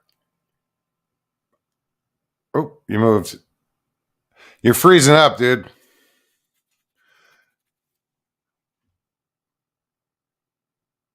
Well, what I'm going to do, Mark, is I'm going to put you backstage. If you come back online, hang out, because I am going. Okay, there's that. I didn't put him backstage. He just bounced. Mark, thank you so much for coming on. Yeah, I can't imagine, going through what you went through.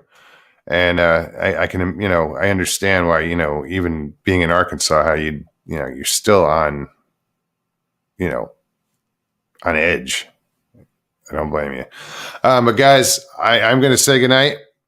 And thank you guys for coming on tonight.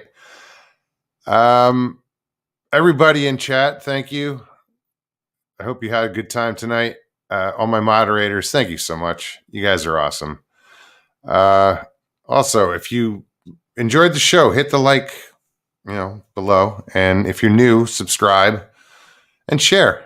And also leave comments. I love getting comments from you guys, man. It helps, every little bit helps. Good night, Big Rob. All right, guys. I will be back on Tuesday. I'm sure I'll see you tomorrow night in somebody's chat, and Saturday night and Sunday, and we're all whores. Chat whores. So I will see you guys then. Have a great weekend. If I don't, all right. So thanks again, Mike Kirkpatrick. Good to see you. All right, guys. Peace and God bless.